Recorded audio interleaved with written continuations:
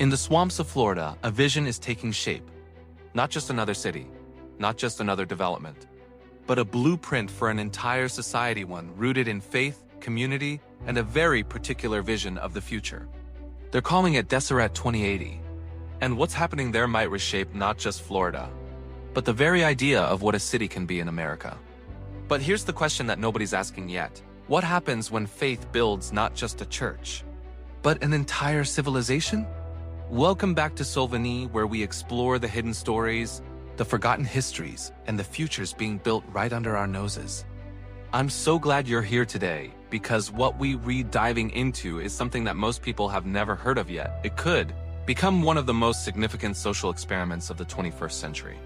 Before we go any further, if you value content that makes you think, that challenges assumptions, and that explores the intersection of faith, history, and society, do me a favor and hit that subscribe button right now. This channel is built for seekers, thinkers, and those who aren't afraid to ask the hard questions. And trust me, today's topic is filled with them. So let's talk about Deseret 2080. A planned city. A faith-driven community. A project that's equal parts ambition, tradition, and controversy. And it all begins in the humid heart of Florida. First, let's get the facts straight. Deseret 2080 isn't just a neighborhood or a gated community. It's a master-planned city designed from the ground up by members of the Church of Jesus Christ of Latter-day Saints, often referred to as the LDS Church or Mormons. The project envisions a sprawling, self-sustaining city in Central Florida, built around principles of faith, self-reliance, and community cohesion. Now the name itself is significant. Deseret comes from the Book of Mormon, meaning honeybee, a symbol of industry, cooperation, and unity, and 2080? That's the target date. A vision not for tomorrow, but for the next generation. A city built to last. But here's where it gets interesting. This isn't the first time members of the LDS faith have attempted something like this. In fact, the history of Mormonism in America is deeply tied to the idea of building Zion literal, physical cities where the faithful could live according to their beliefs, free from persecution and outside interference. So what makes this different, and why now? To understand Deseret 2080, you have to go back. Way back to the 1840s. When Joseph Smith founded the LDS Church, he didn't just start a religion, he started a movement. And that movement was geographic. Smith envisioned cities. Planned communities. Nauvoo, Illinois, became one of the largest cities in the United States at the time, built by Mormon settlers. But it didn't last. Persecution, conflict, and ultimately the murder of Joseph Smith forced the community to flee. Enter Brigham Young. Under his leadership, tens of thousands of Latter-day Saints trekked westward in one of the most remarkable migrations in American history. They settled in the Salt Lake Valley, in what they called the state of Deseret, a proposed state that would have stretched across much of the American West. Congress rejected it. Instead, they got the Utah Territory. But the dream of Deseret never died. It lived on in the cooperative communities, the planned towns, the emphasis on self-sufficiency. And now, in 2025, that dream is being revived not in the desert, but in the swamps of Florida. What do you think? Is this a continuation of a sacred vision, or a retreat into isolation? Drop your thoughts in the comments. So what exactly does Deseret 2080 look like? According to the planners, it's a city designed for 50,000 to 100,000 residents. It will include residential neighborhoods, schools, temples, recreation centers, agricultural zones, and commercial districts. The infrastructure will prioritize sustainability, solar energy, water conservation, green spaces. But more than that, it's designed to foster a particular way of life. A life centered on faith, on family, on community service. Homes will be built close together. Public spaces will encourage interaction. The city will be walkable, human scale, no sprawling highways. No anonymous suburbs. Instead, a place where everyone knows their neighbors, where children grow up surrounded by shared values, where the rhythms of daily life are aligned with the rhythms of faith. Now, for members of the LDS Church, this is deeply appealing. In an increasingly secular, fragmented, and polarized America, the idea of a place where you can raise your children in a community that shares your deepest beliefs is powerful. It's not about escaping the world, it's about creating a space where faith can flourish without compromise.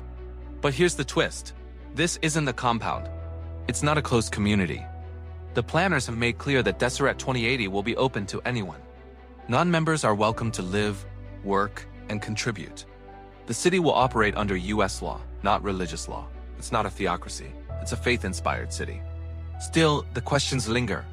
Can a city truly be open if its culture is so deeply rooted in one faith? What happens to those who don't share the vision? Not everyone is enthusiastic. Critics have raised several concerns. First, there's the issue of separation.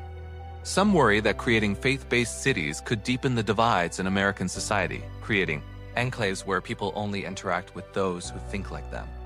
In a country already struggling with polarization, is this the right direction? Second, there are practical questions.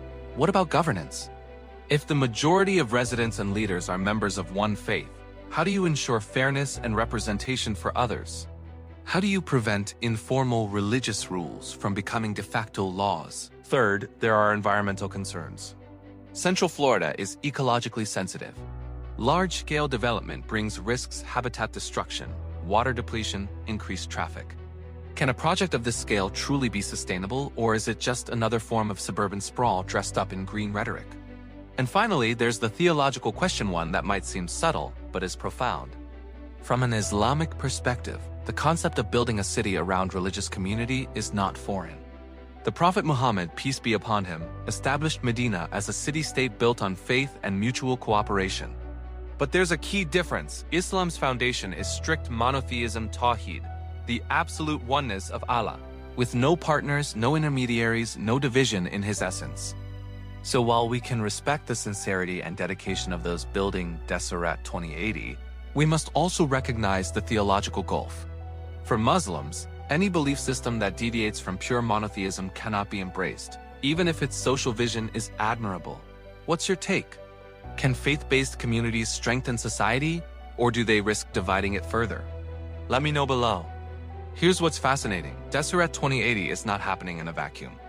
Across the United States, we're seeing a resurgence of intentional communities, groups of people deliberately choosing to live together based on shared values, whether religious, environmental, or ideological.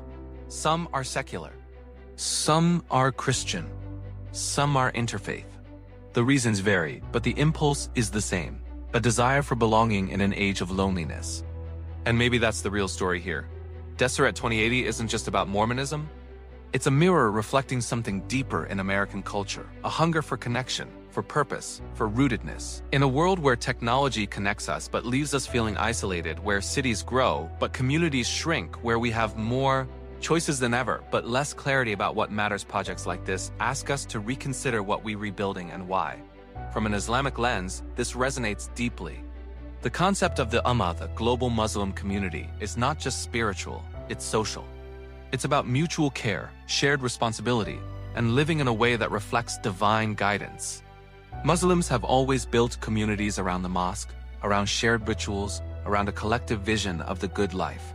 So perhaps the question isn't whether faith-based cities are good or bad.